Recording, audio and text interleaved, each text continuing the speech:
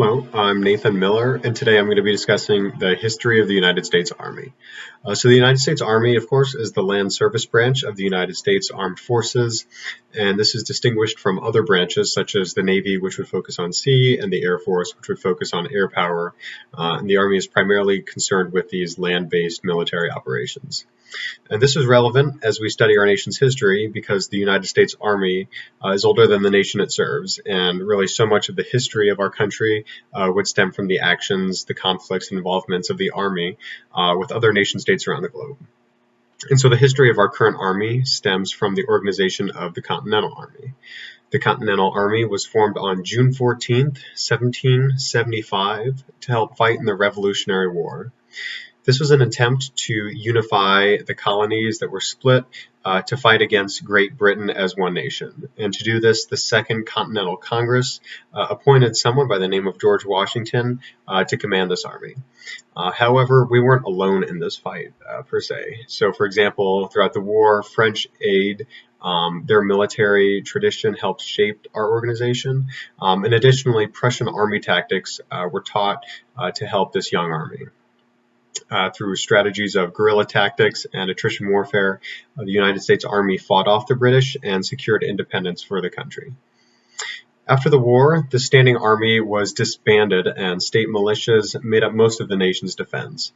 Despite this, continual conflicts with Native Americans in the late 18th century caused Congress to establish the United States Army as we know it in 1791. This is the organization that continues to this day, even though the Army draws its heritage from the Continental Army of 1775. Additionally, the Constitution in 1787 placed the military forces under control of the President of the United States as the Commander-in-Chief.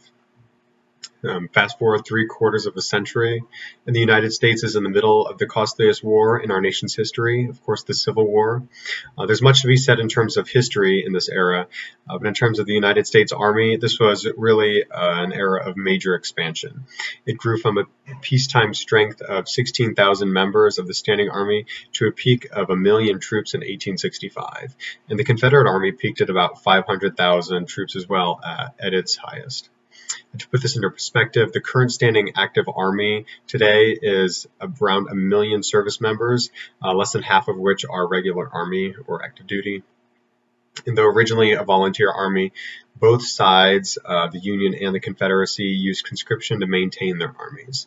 After the Civil War, this size dwindled down to fewer than 20,000 soldiers in 1878 due to several conditions such as pay and the service conditions that the soldiers were facing.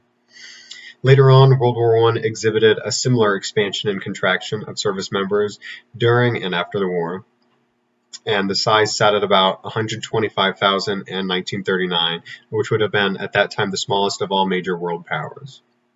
However, in just a year between Germany's invasion of Poland in 1940 and the Japanese attack on Pearl Harbor in 1941, this was raised to over 1.6 million through conscription, and this grew throughout the war to a staggering 8.3 million troops as we continued expanding operations and sending soldiers overseas. After the German and Japanese surrenders, the Army again contracted in size to about 500,000 in March 1948. And since then, various conflicts include the Korean War, Vietnam War, Persian Gulf War, and the Afghanistan and Iraq wars. There have been many technological and organizational changes that have built the Army to what it is today. One major example of this would be the creation of the all-volunteer Army.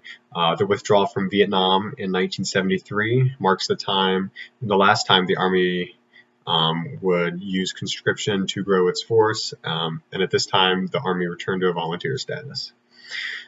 In all, the United States Army has been intertwined with the citizens, history, and culture of the United States since its inception, and understanding this helps us to better understand our country and our history. Thank you so much for listening.